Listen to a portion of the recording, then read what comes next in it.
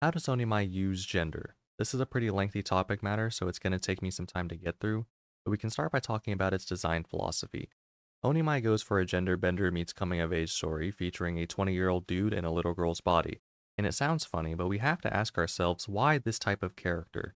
Well, considering the type of character Mahiro is supposed to represent, this concept is likely a how do I get my socially inept character back into the real world without any pressure question.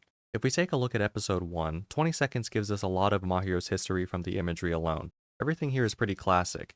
You have your vast sea of anime merchandise, various reading materials thrown about, and trash everywhere.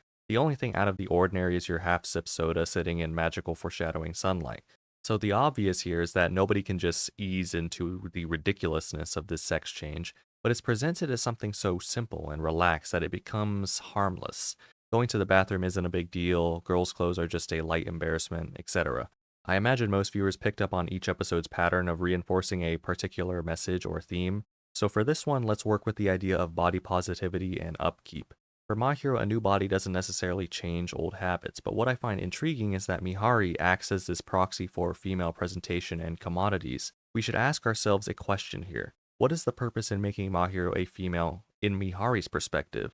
I feel like you could achieve a similar result if you told him he smells and given him some snazzy male clothes. Instead, I get the impression that Mihari feels it's easier to bring about major lifestyle changes from the female perspective. Does this go beyond the logistical point of Mihari being female, ergo easier to relate to? Or is it something closeted within Mahiro, i.e. a trans narrative that Mihari has caught on to? There are certainly no shortage of people in the community who find this topic debatable.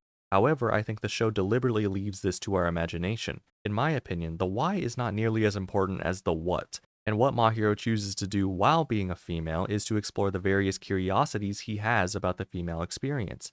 It's no surprise to anyone that this is an interesting situation to just find yourself in, but it can certainly be argued that his curiosity is enabled by this perverted nature and fixation with the fact that he is this type of female with this type of figure.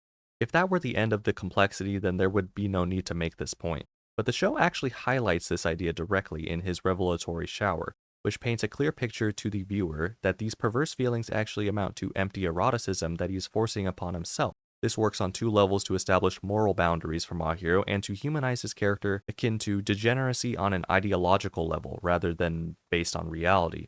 Obviously, there is a blatant effort from Mihari to alter his lifestyle in the ways she wants, and because he is being forced to confront all these ideas, you could argue that it is not a full measure of individuality. But in my mind, the point of doing a scene like this is to show how much heart still exists within him despite being so socially isolated for however long.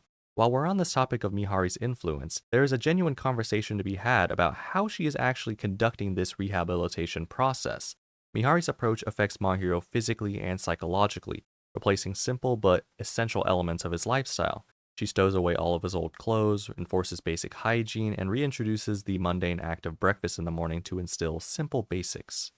Sure, it's authoritative and unethical, but this amount of dedication comes with the person that you're dealing with. An ordinary person isn't locking themselves away in their room for no apparent reason, so it's not surprising that Mihari has to match his energy on this regardless of what he's dealing with. We do have to ask ourselves, though, for all of her activism, why would Mahiro want to indulge in any of this nonsense and not just continue rotting in his room? Once again, I think this boils down to a somewhat ironic childlike curiosity. Several people have suggested that age regression can be applied to his character, and yes, there is merit to this idea.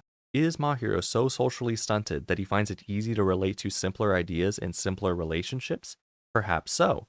I would even go as far as saying that the show's use of color makes this point rather clearly.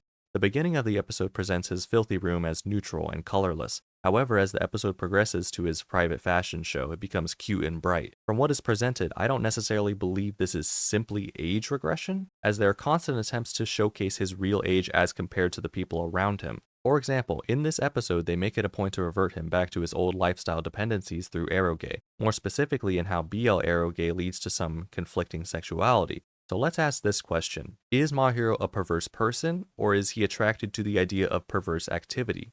He buys these eroge for the obvious reason, but does this translate beyond the privacy of his home? I think Mahiro's desperation in this circumstance is a result of self-denial and not sexual frustration. As a ploy for control, Mahiro can only do what he deems a part of his identity. Yes, it might seem strange, but this sense of personal powerlessness is quite appropriate for the circumstances.